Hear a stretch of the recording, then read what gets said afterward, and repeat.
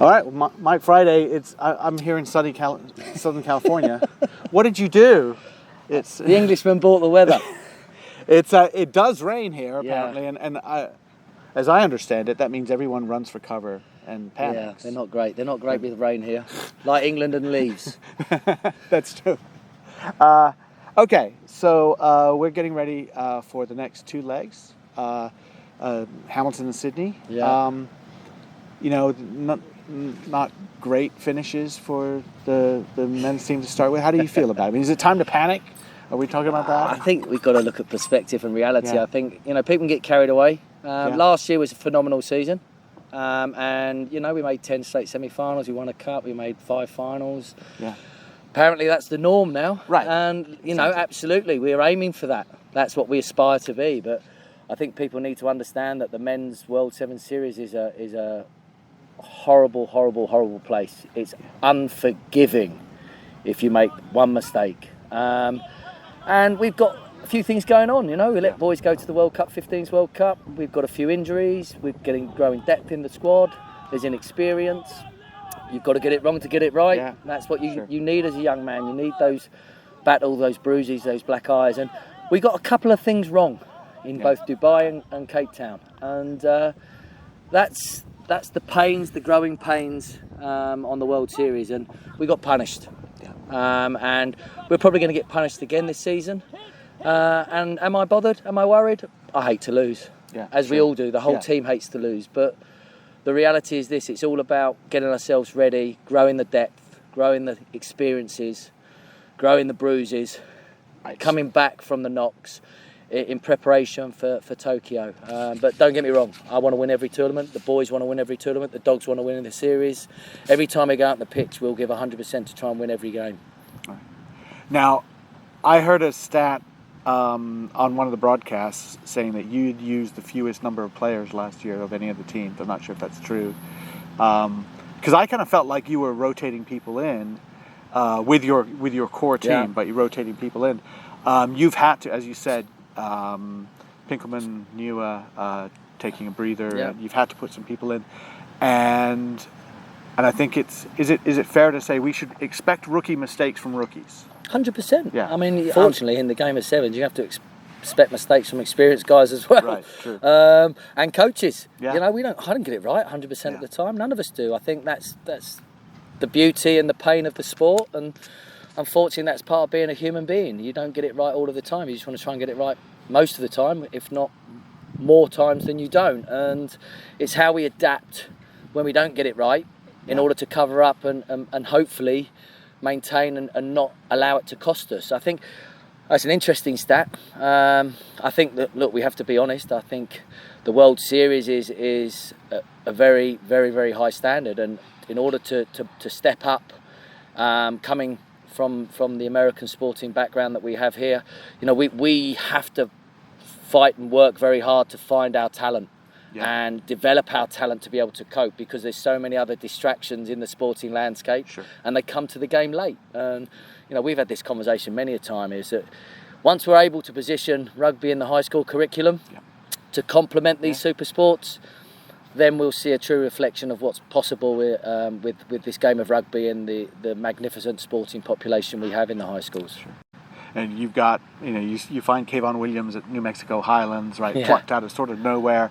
Carlin was put into the team well before, so green, but worked his way through. And I've asked you, where's the next Carlin? Where's the next Perry team? Yeah, and I think that's an interesting. I think when you talk about the racehorses or the speedsters, they're the true crossover that can come to the game at kind of 18, 19, 20 and started from scratch. Carlin, as we said, his ability to take the knocks, having to learn the game in front of the camera, which is very different to how Perry had to learn the game. True.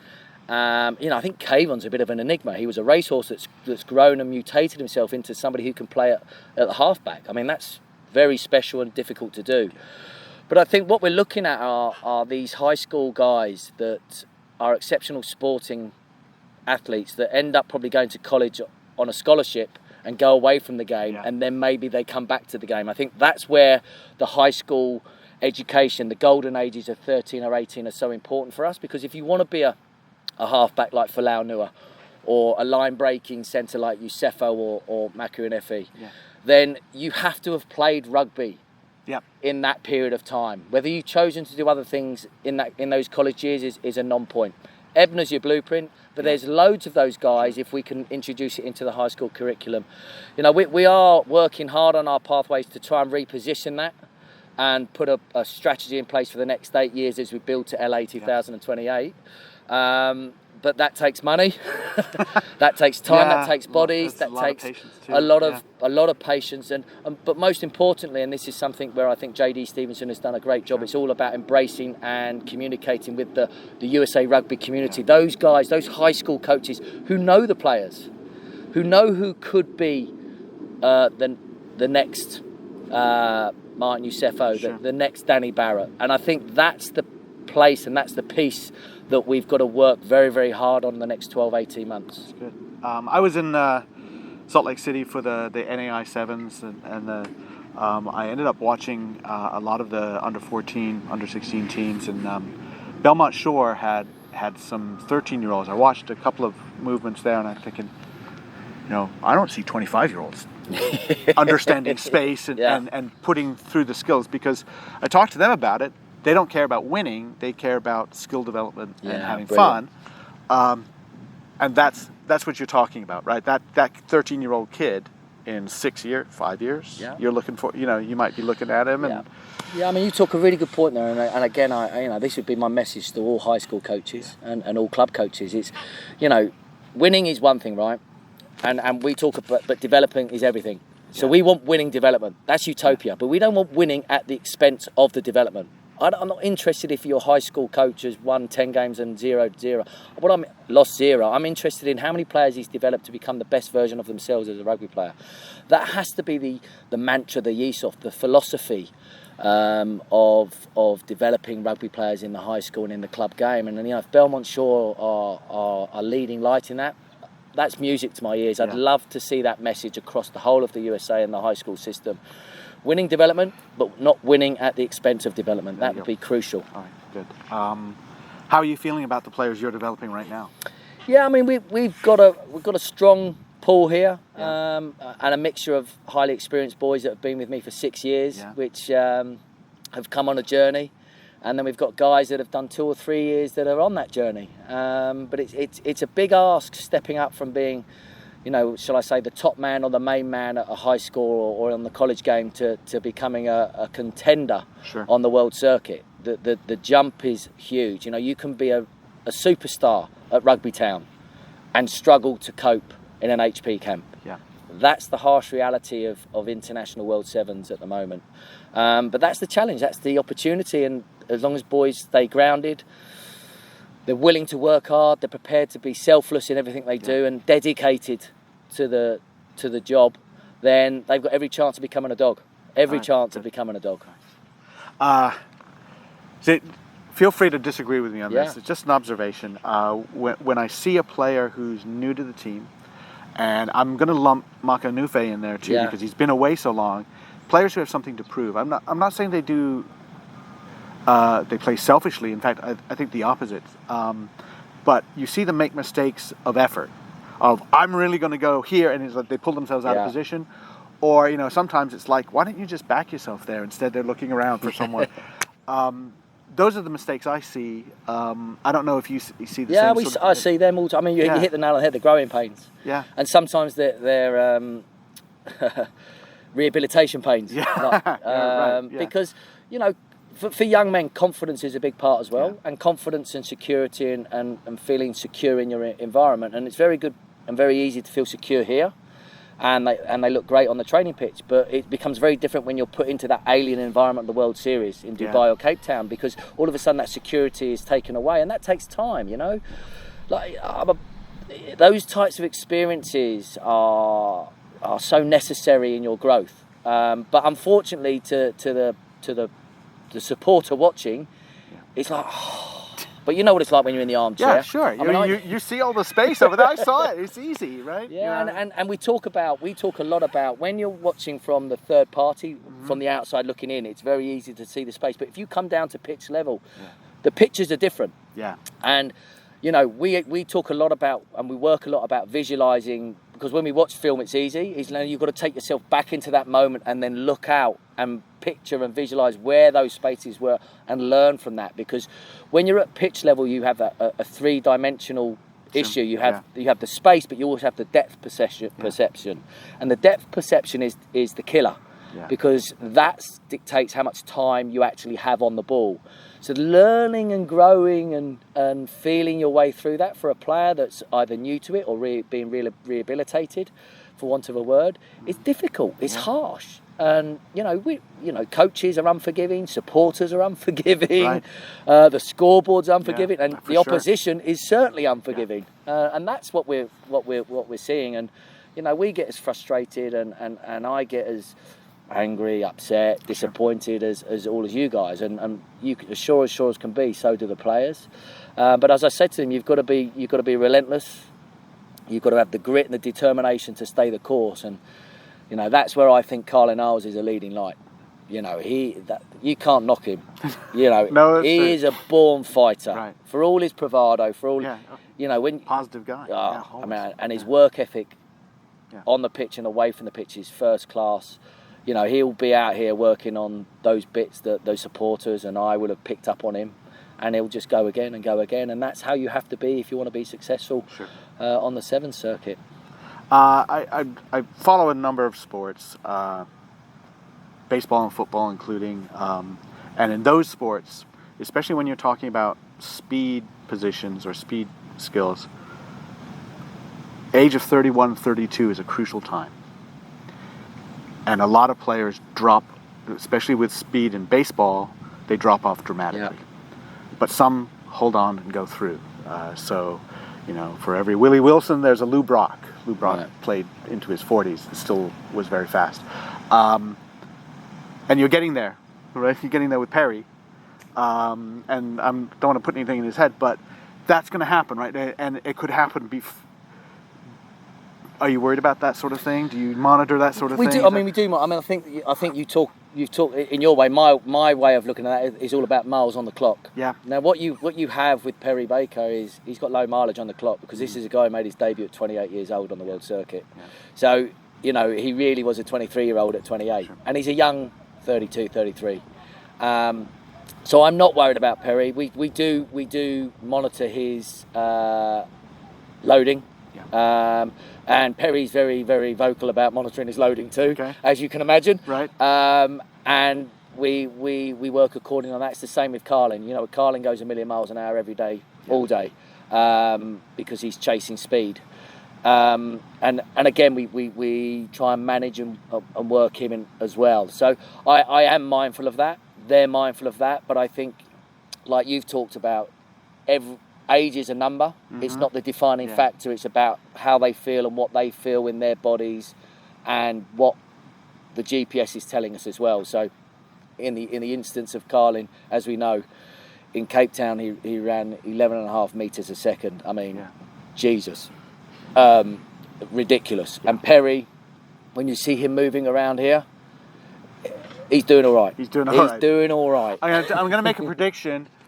You bring Carlin back here when he's 50 to work with the guys, and he can race anybody on the team, he'll probably win. Apart from me. Apart from you. Because I'm the king of 60. He's not. No, I agree with you. I mean, he'll be fast forever. Yeah, he will be. But that people shouldn't read into the fact that, you started Carlin a lot recently, and no, they shouldn't read into. I mean, the reality is these boys are ultimate competitors against one another. They're amazing friends. Yeah. And they bring the best out of one another. But they've each got strengths in the game. They've each got areas they need to work on, and I look at them as one. Okay. Yeah. And I think that's the way that people need to look, as one. We have a racehorse that never gets tired. That's the reality of. And then that might mean that Perry might start, or Carlin might start, and they might play 7 and 7, or one might play 10 and 4, or whatever. It's very much a feel, an ebb, and like anything with the two of them, if one's slightly not where they need to be and the other one's up, then that's how it'll be. Or it can be like this. What happened in Cape Town, it was very much a 7-7 split, but Carlin was starting. Yeah. In Dubai, it was a little bit the other way around. Perry was starting, and Carlin was, you know, we're just so fortunate we've got both of them fit and flying. That's true. And, you know, we haven't had that for a couple of years. That's a good point. And, you know, they are pushing one another. They are challenging one another.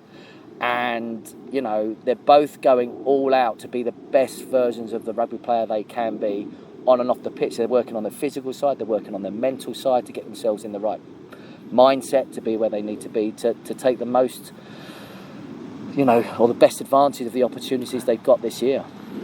And you want to play them, use them, test them, but then cross your fingers and they're healthy for Tokyo. Well, without a shadow. I mean, you know, we've also got, you know, so it's interesting. We've got some other options we could play on the wing as well. Sure. You know, you saw the emergence of Ben Brazel in Cape Town. You know, that try that they didn't give him, which he actually did score. Yeah, he did score, right?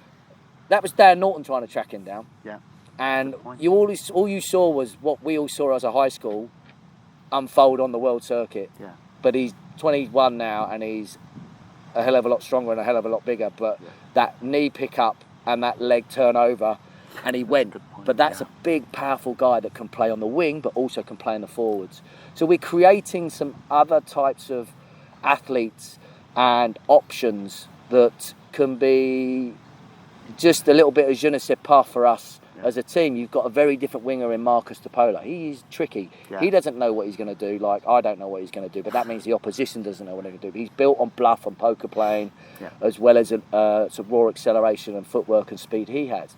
Maceo Brown is developing. He could be a very different type of playmaking, rangy winger on the outside that we can play off. You know, who knows? Makarunefi could become, you know, the way he's moving, and he's a little bit bigger now. Oh, he definitely looks stronger. You know, and that's what we have to evolve and develop in our squad. We need some depth. We need some different ways to play, because we can't become predictable. Yeah. Our DNA is about attack.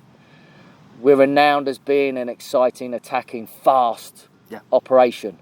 And we just need to continue to develop and push one another and each other in that area. Another almost unique player, Danny Barrett.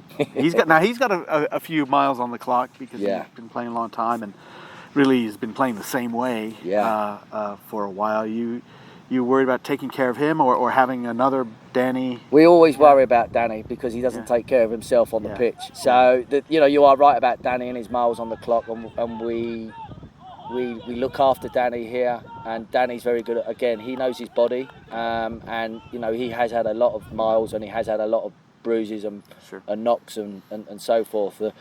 And you know, Danny is a very, very, very highly talented rugby player, deceptively quick for a big man, and agile, as well as hugely physical.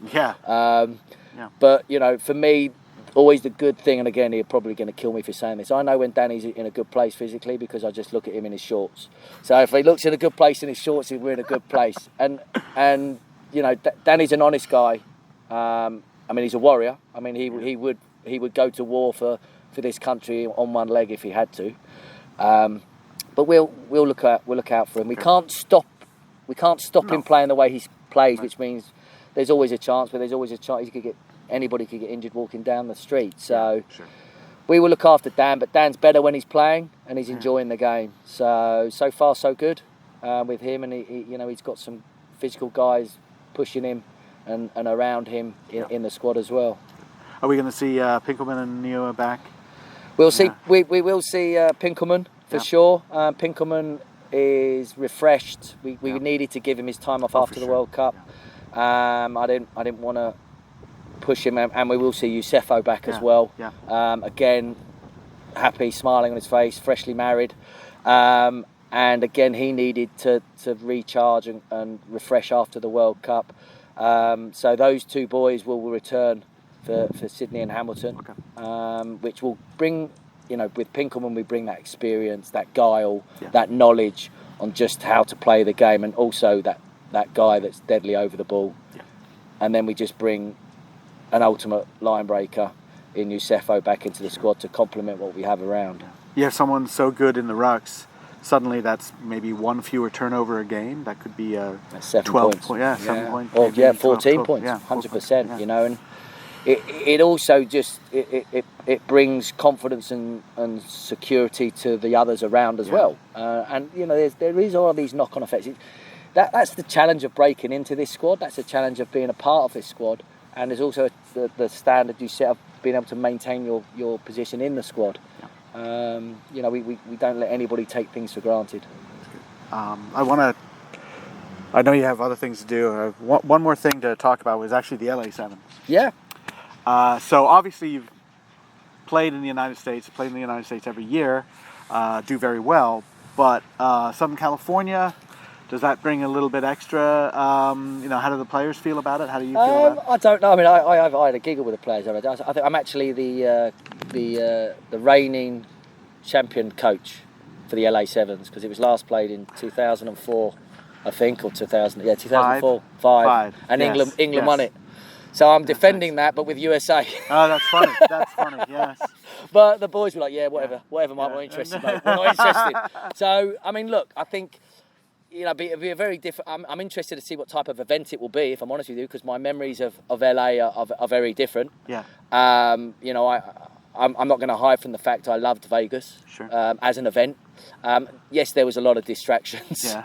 Yes, there are some negative sides to it in terms of the pitch, etc., all of that. But as a venue, as an event, as a rugby experience, and for us to play there, we thoroughly enjoyed it. Yeah. But LA's different, right? Yeah. LA's Southern California. There's the LA vibe. Yeah. We're going to a great surface, and I think there's a great opportunity for LA Sevens to kick on and Sure. add and bring something new to the event and the tournament. And I'm excited. The boys are excited to go to LA. And have you been to the venue?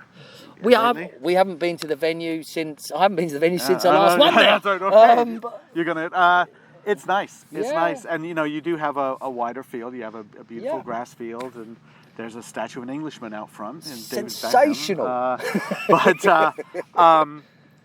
It's for a fan experience. It seems to be really nice. They've got a roof and a little bit of a roof, but it'll be interesting to see how the players in general respond to what is a rugby grass field as opposed to slightly more narrow. No, I think from a rugby experience, I think the teams in that will fully embrace it. I mean, that was always the issue with Vegas. Sure. Let's not hide from that fact. Yeah.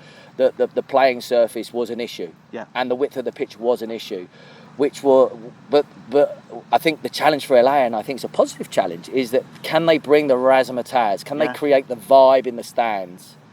And the supporters in LA to give them the experience that they want alongside the rugby? And I think that's it. And I think it's great they've got the LA eye there. Yeah.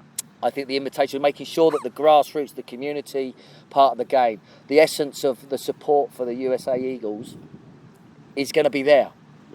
Yeah. Because that was a big part of the Las Vegas Sevens as well. Sure. So they brought a lot of the good things down. And I think that's a great thing. And I think the challenge is to build on that and create, like you say, this fan experience. So, because the players will probably put on a really, really good show on a great playing surface in a great stadium with an Englishman outside as a statue. That's an Englishman outside with very nice hair. I noticed they've got quite the hairdo on David there. All right, well, that's great. I'm sure it'll be fun. It'll be fun to watch the guys out there, and again, you get to see your national team. We see them on the circuit. Suddenly they're right in front of you, and that's massive. Fantastic. I mean, and that's massive for the boys to be able to play in front of the American sporting public. The American rugby community is everything. It means the most to them, and that has inspired and helped us. Certainly the last 2 years, but also the 3 years before where we came so close. Yeah. And every time we get to run out on home soil, it's a special time. It's a special time, and LA have got that responsibility, and the boys get that opportunity to run out in front of the American crowd, and that's decent. That's what it's all about. That's what it's all about. All right, Michael.